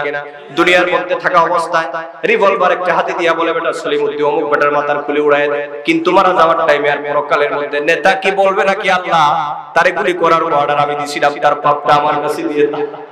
এই কথা কি বলবে নাকি? বলবে না। লা তাজিরু ওয়াজিরাতুন ওয়িজরা উখরা, একজন আরেকজনের বোঝা বহন করবে না, সেই পরকাল আছে, এতে কোনো সন্দেহ নাই। সুতরাং একজন মুত্তাকি বান্দা পরকাল যদিও দেখা না যায়, ঈমান রাখবে পরকাল আছে, কোনো সন্দেহ নাই।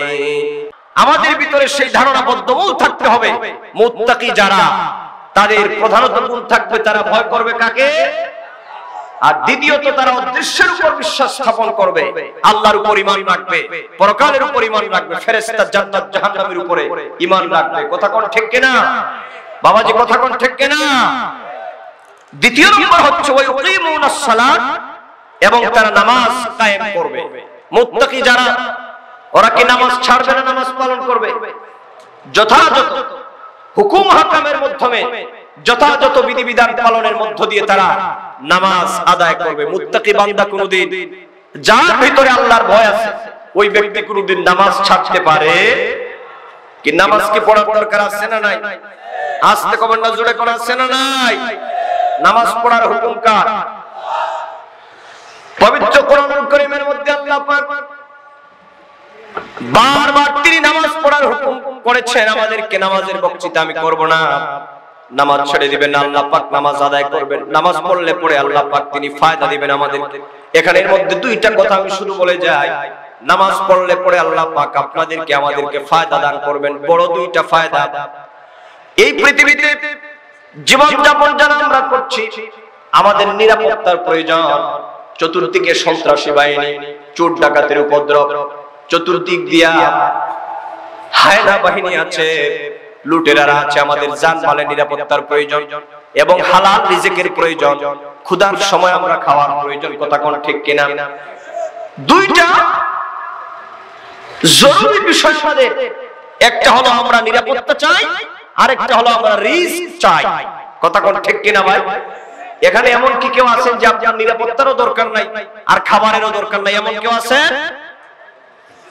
আমার দেশের সাধারণ মানুষের বিরাট কোনো চাওয়া পাওয়া নাই আমার দেশের নেতাদেরকে মানুষ ভোট দেয় মানুষ বলে না নেতা সাহেব এমপি সাহেব ভোট দিচ্ছে মিয়া তোমারে যদি পাস করো তাইলে আমারে গুলশানে বাড়ি দিতে হবে রাজৌকে আমাকে প্লট দিতে হবে আর উত্তরাতে আমাকে অফিস দিতে হবে এই রকম দাবি আমার দেশের সাধারণ মানুষ নেতাদের কাছে করে না আমার দেশের সাধারণ মানুষেরা নেতাদেরকে ভোট দেয় তাদের দুইটা ন্যূনতম দাবি একটা হলো আমরা আপনাদের ভোট দিলাম চোর ডাকাতের উপদ্রব থেকে নিরাপত্তা চাই আর আমরা যখন ক্ষুধার্ত হয়ে যাব সেই সময় আমরা সমবন্টনের মধ্য দিয়ে আমরা খাবার চাই কথা কোন ঠিক কিনা বাবাজি কথা কোন ঠিক কিনা কিন্তু অত্যন্ত দুঃখজনক হলো সত্য কথা আমাদের দেশ স্বাধীন হওয়ার পর থেকে কি আওয়ামী লীগ কি বিএনপি কি জাতীয় পার্টি যে কোনো দলই ক্ষমতায় গেল আমার দেশের সাধারণ জনগণের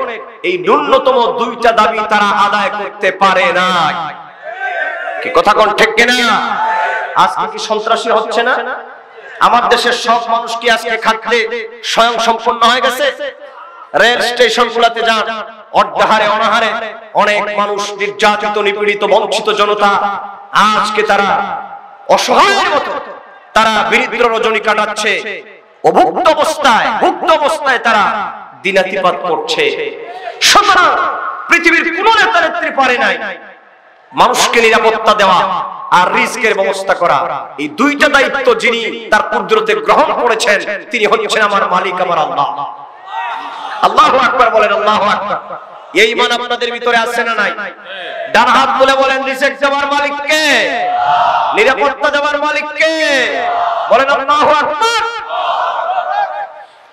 আপনারা কি চোর ডাকাতের হাত থেকে নিরাপত্তা পেতে চান কি কথা কথা চান আর ক্ষুধার যন্ত্রণার সময় কি খাবার খাইতে চান এই দুইটা জিনিস যদি আপনাদের প্রয়োজন হয় আল্লাহ পাক বলছেন বান্দারে এই পৃথিবীর কোন নেতা এই পৃথিবীর কোন মানুষ তোমাদেরকে এই দুইটা জিনিস দিতে পারবে না এই দুইটা জিনিস যিনি দিতে পারবে তার নাম হলো আল্লাহ আল্লাহ পাক বলছেন বান্দারে এই দুইটা জিনিস যদি তোমরা চাও তাহলে তোমরা আমার ইবাদত করবা আমার বندگی করবা ফালিয়াবুদু রাব্ব হাদাল বাইত পড়েন যারা পড়েন ফালিয়াবুদু রাব্ব হাদাল বাইত ওই ঘরের রবের ইবাদত করবা ওই ঘর মানে কি কাবা ঘর আর কাবা ঘরের রব কে এটা কথা বলেন না কাবা ঘরের রব কে আল্লাহ পাক বলছেন বান্দারে যদি তোমরা আমার ইবাদত করো আমি আল্লাহ পাক খুশি হয়ে তোমাদেরকে দুইটা জিনিস দান করব আল্লাযী আত'আমাহুম মিন জু' ওয়া আমানাহুম মিন খাউফ। যদি আমি আল্লাহর বন্দেগী করো, গোলামি করো, নামাজ যদি 5 ওয়াক্ত আদায় করো রে বান্দা, সময় মতো যদি নামাজ আদায় করো, আমি আল্লাহ পাক ক্ষুধার যন্ত্রণার সময় তোমাদেরকে খাবার দিব, আর চোর ডাকাতের উপদ্রব থেকে তোমাদের জানমালের নিরাপত্তা দান করে দিব। সুতরাং মুত্তাকি বান্দা যারা, তাদের 2 নম্বর কোয়ালিটি হলো ওয়ায়ুকিমুনাস সালাহ, তারা নামাজ আদায় করবে। আল্লাহ পাকের যে সমস্ত হুকুম আহকাম বিধিবিধান আছে, শর্তগুলো মেনে তারা নামাজ আদায় করবে। আল্লাহর ভয় ভীতি অন্তরের মধ্যে নিয়ে তারা নামাজ ছাড়বে না। আল্লাহর বান্দারা তারা নামাজ আদায় করবে। এরপরে 3 নম্বর হলো ওয়ামিম্মা রাযাকনাহুম ইউনফিকুন, আল্লাহ পাক তাদেরকে যা দান করেছেন সেখান থেকে তারা মানুষদেরকে দান সদকা করবে। কথা বলেন, দান সদকা করার প্রয়োজন আছে না নাই? সমাজের গরিব মানুষ, অসহায় নির্যাতিত মানুষ, ও মিয়া ভাই, আল্লাহ পাক যাদেরকে ধন দৌলত প্রদান করেছেন, একটা কথা চিন্তা করবেন, সে আল্লাহ পাক আপনাকে ধন দান করেছেন, যে আল্লাহ পাক একজন গরিব মানুষকে আপনার দরবারে সাইল বানিয়ে দিয়েছেন। কখনো কি চিন্তা করেছেন নাকি আল্লাহ পাক আপনাকে টাকা পয়সা দিয়েছেন?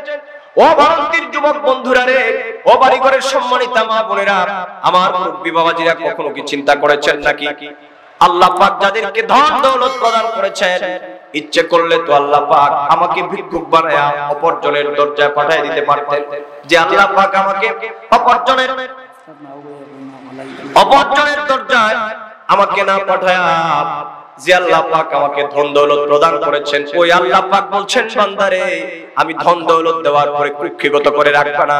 মুত্তাকি যদি হতে চাও, ওয়া মিম্মা রাযাকনাহুম ইউনফিকুন, সুতরাং আমি আল্লাহ পাক তোমাদেরকে যে সমস্ত ধন দৌলত প্রদান করেছি, মুত্তাকি যদি হতে চাও, আমার প্রিয় ভাজন বান্দা জান্নাতি যদি হতে চাও, আমার দেওয়া রিজিক থেকে গরিব অসহায়দেরকে তোমরা দান করে দিবা। সুবহানাল্লাহ। সমাজে দান সদকা করতে হবে। যাকাত ব্যবস্থা প্রচলন আমাদের সমাজে ঢালাও হবে নাই বিদায়, এজন্য সমাজে উঁচু নিচু ভেদাভেদ এখনো আছে। কেউ দেখা যায় হাজার লক্ষ টাকা খরচ করে মার্কেটিং করে, ঈদের সময় স্ত্রীর শাড়ির দাম 42,000 টাকা, মেয়ের কাপড়ের দাম 44,000 টাকা। পাশের বাড়ির একজন গরিব মানুষ আগামীকাল সকাল বেলায় 1 প্যাকেট সেমাই কেনার পয়সা তার হাতে নাই। এই কথা কোন না ঠিক কিনা? আত্মনিপীড়িত নির্যাতিত মানবতার পক্ষে কথা বলেছে আমার ইসলাম।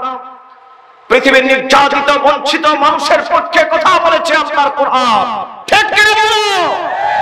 সুতরাং কোরআনের আইন এবং বিধান সমাজে নাই বিধায় আজকে সমাজে শান্তি হচ্ছে না। আবার এক শ্রেণীর বেঈমানেরা আছে, আবার কোরআনের শাসন ইসলামের হুকুমত কায়েম করতে ওরা দিবে না। ইসলামী আইন এই দেশে প্রচলিত হোক সেটাও তারা চায় না। কারণটা কি? কারণটা হলো কোরআনের আইন যদি এই দেশে চালু হয়ে যায়, তাহলে নামাজ পড়া লাগবে, রোজা রাখা লাগবে, হজ যাকাত আদায় করা লাগবে, শয়তানি করা যাবে না, বদমাশি করা যাবে না। ইসলাম যদি কায়েম হয়ে যায়, দেশের টাকা লক্ষ কোটি হাজার কোটি টাকা লুটপাট করে বিদেশের ব্যাংকে জমা রাখা যাবে না। ইসলাম যদি কায়েম হয়ে যায়, ঢালাওভাবে মদের বার করা যাবে না, অপরাধ পতিতালয় করা যাবে না, নিজের মেয়ের সমান একটা নারীকে নিয়ে কটূক্তি করা যাবে না।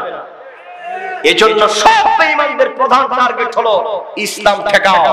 ইসলাম ঠেকাইতে পারলে জন্মের মতো শয়তানি আর বদমাশি লাম্পট্যপনা করে দেশটাকে একটা মগের মুল্লুক বানায় দেওয়া যাবে। কথা কোন ঠিক কিনা? সুতরাং আমাদেরকে শপথ নিতে হবে, স্বাধীনতা সার্বভৌমত্বের পক্ষে আমরা কথা বলবো, আমরা এই দেশের শান্তি প্রতিষ্ঠার পক্ষে কথা বলবো, পাশাপাশি এই দেশে যেন কোরআন সুন্নাহর আইন প্রতিষ্ঠা হয়, এই ব্যাপারেও আমাদের কথা বলার প্রয়োজন আছে না না? ডান হাত তুলে বলা আছে না না? এজন্য আমাদের সুন্নি সম্মেলনগুলো প্রয়োজন, তাফসীর মাহফিলগুলো প্রয়োজন, বিষয় ভিত্তিক এই কথাগুলো আমাদের জানা প্রয়োজন। কিন্তু দুঃখ লাগে তখন আমার দেশে বর্তমানে ওয়াজ মাহফিলগুলো হয়ে গেছে দ্যাটস ফর এক্সিবিশন। এখানে কোন হুজুরের চাইতে কোন হুজুর ভালো করে টান দিতে পারে, কিছু শ্রোতারাও আসে ওই হুজুরের রং ভং দেখার জন্য। কাজেই ওয়াজ মাহফিলের দ্বারা যে ফায়দাটা হওয়ার কথা পুরোপুরি যে হচ্ছে না সেটা বলবো না, কিন্তু কাঙ্ক্ষিত লক্ষ্য, কাঙ্ক্ষিত মান এখনো আমরা পাই নাই। কথা কোন ঠিক কিনা?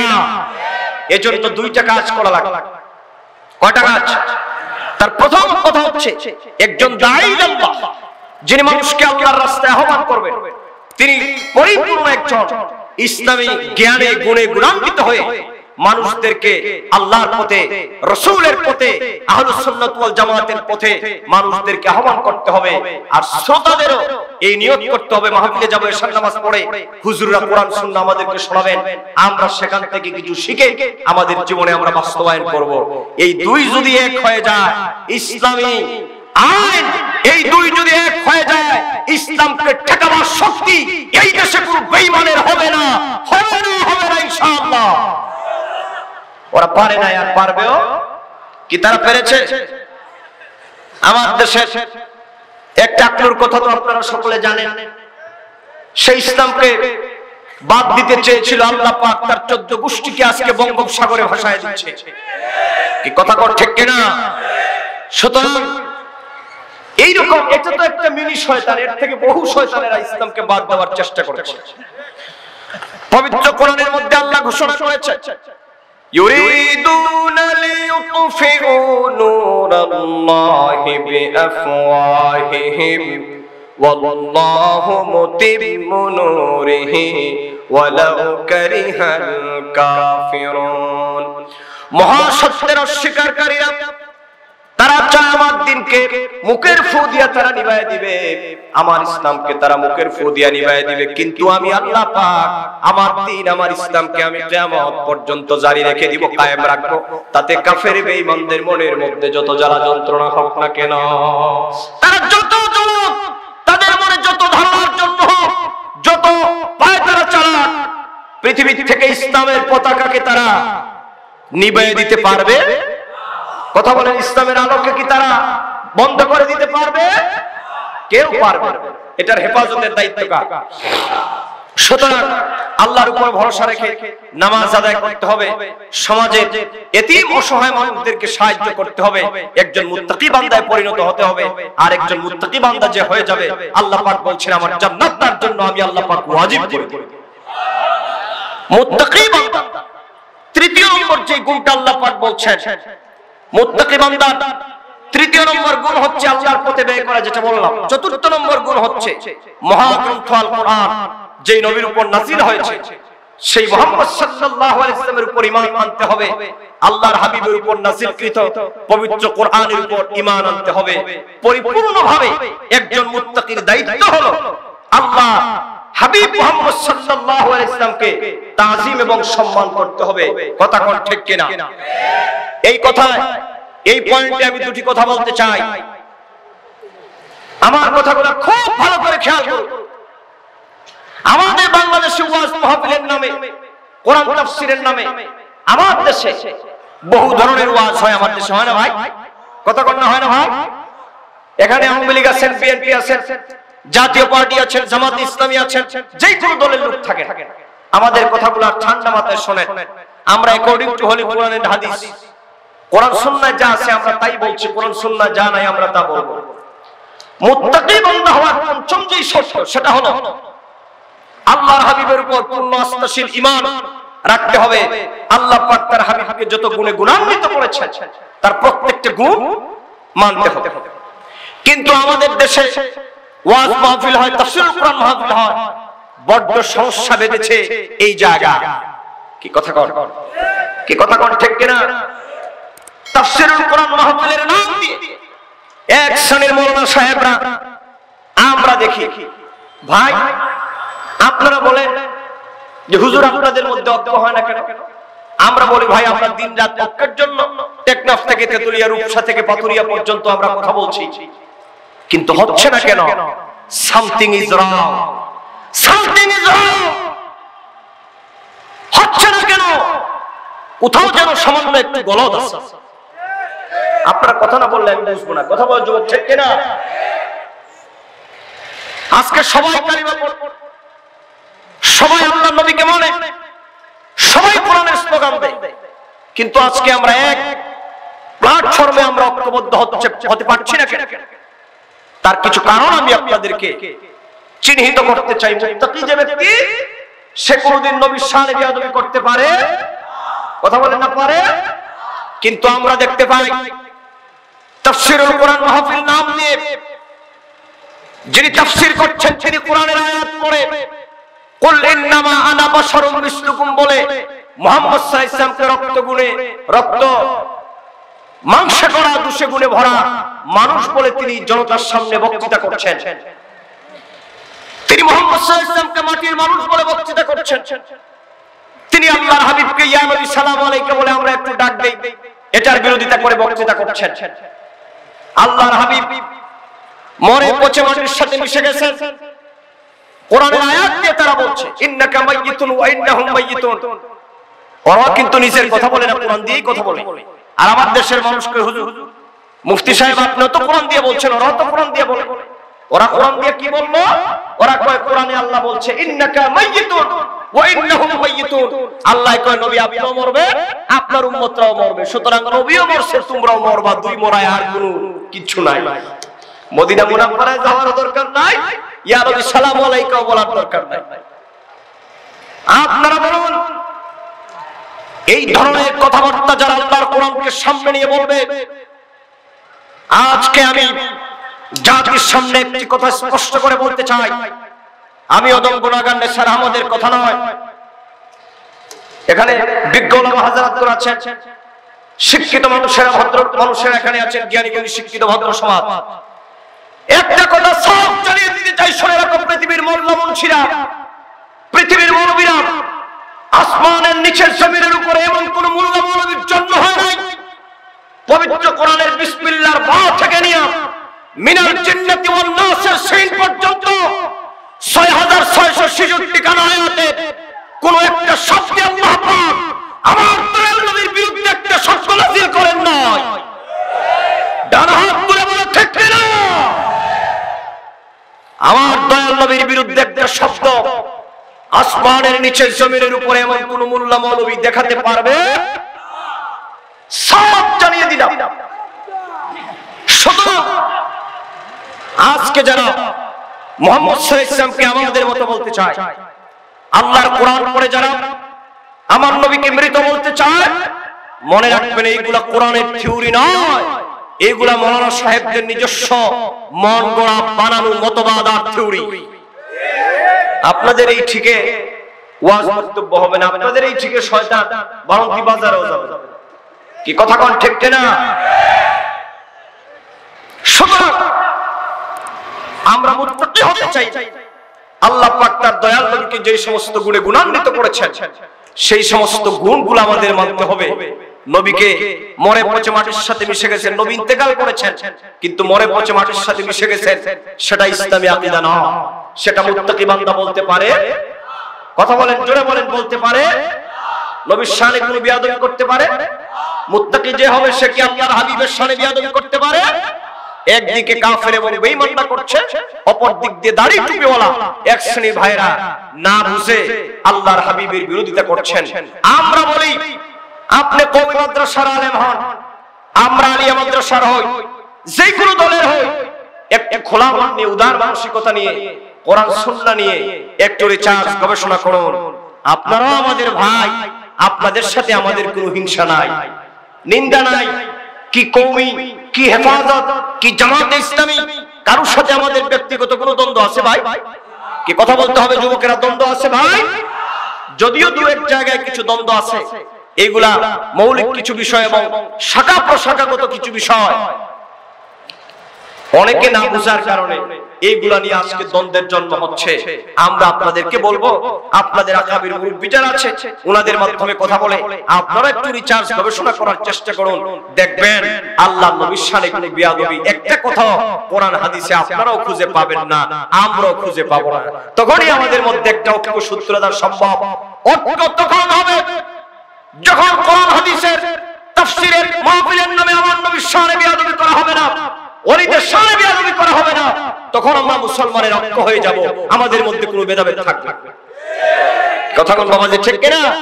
কিন্তু আপনি যদি ওলির বিরুদ্ধে বলেন, ওলির পক্ষে যারা আছে ওরা আপনার সাথে কোনোদিন মিলবে না। কি বাবা কথা বল না? আপনি যদি মিলাদ কিয়ামের বিরুদ্ধে বলেন, যারা নবীকে ইয়া নবী সালামু আলাইকা বলে, কিয়ামতের আগে আপনার সাথে তারা মিলবে না। কি কথা কোন ঠিক কিনা? কাজেই ঐক্য যদি হতে হয় একটু ছাড় দিতে হবে, আপনি একটু ছাড় দিতে হবে আমি। আপনি আমাদের ইয়া নবী সালামু আলাইকাটাকে একটু মানার চেষ্টা করুন, আমরা আপনাদের তাবলীগ জামাতকে মানার চেষ্টা করব। কি কথা কোন ঠিক কিনা? আমার তাবলীগের ভাইরা ওরা কি ভালো কাজ করছে না? যদিও সিস্টেমগতভাবে কিছু বিষয় আমরা তাদের সাথে ইখতিলাফ করি, কিন্তু তাদের মৌলিক কাজটাকে আমরা তো খারাপ বলি না। আমরা তো কখনো বলি না মাহফিলে উঠে যে তাবলীগ করা সেটা হারাম। কিন্তু আপনারা আমরা একটু ইয়া নবী সাল্লাল্লাহু আলাইহি ওয়াসাল্লাম বললে আপনাদের ফতোয়াবাজির অভাব হয়। এই কথা কোন ঠিক কিনা? তো আপনারাই যদি আবার ইসলাম কায়েমের স্বপ্ন দেখেন, আপনি কেমন ইসলামবাদী মানুষ যে আপনি ইসলাম কায়েমের স্বপ্ন দেখেন আর ইসলামপন্থী আরেক ভাইকে আপনি দূরে সরানোর চেষ্টা করেন। কি কথা কোন ঠিক কিনা? সুতরাং এই রকম আইডিওলজি দিয়ে জগা খিচুড়ি তালে গুলে পাকায়া জগা খিচুড়ি ছাড়া ফায়দা হবে না। ফায়দা হবে তখন যখন আপনাদের মধ্যে আমার নবীর সানে বিয়াদবি থাকবে না। ফায়দা হবে তখন যখন ওয়াজ মাহফিলের নামে ভণ্ডামি থাকবে না। এক শ্রেণী কিছু ভণ্ডামি বাদ দিবে, আরেক শ্রেণী কিছু বিধান আর শিরক বাদ দিবে। তখনই আমরা একসাথে হয়ে ইসলাম কায়েমের স্বপ্ন দেখতে পারি। এছাড়া কিয়ামত হয়ে যাবে এই পৃথিবীতে কোনদিন এই সাবকন্টিনেন্টে আমাদের এই দেশে আমরা সেই ঐক্যের লক্ষ্য আমরা আশা করতে পারি। তারপর আমরা স্বপ্ন দেখছি, তারপর আমরা ঐক্যের দাওয়াত দেই। ইসলামের স্বার্থে, মুসলমানের স্বার্থে, কোরআনের স্বার্থে, সুন্নিয়তের স্বার্থে আমরা ভাই ভাই হয়ে কাঁধে কাঁধ মিলিয়ে আল্লাহর কোরআন নবীর সুন্নাহ আমরা প্রচার করব। বলেন ইনশাআল্লাহ। বড় করে বলেন ইনশাআল্লাহ। ভাইরে কেমন করে নবীর বিরোধিতা করবেন? আল্লাহ পাক আমার দয়াল নবীর উম্মত আমাদেরকে বানাইছে, এর চাইতে বড় নিয়ামত তো আমাদের আর কিছু হতে পারে? আপনার বিবেককে একবার গোপনে প্রশ্ন করেন, কেমন করে আমার নবীর বিরোধিতা করবেন? আমরা তো ধন্য আমার দয়াল নবীর উম্মত হয়ে। সুবহানাল্লাহ।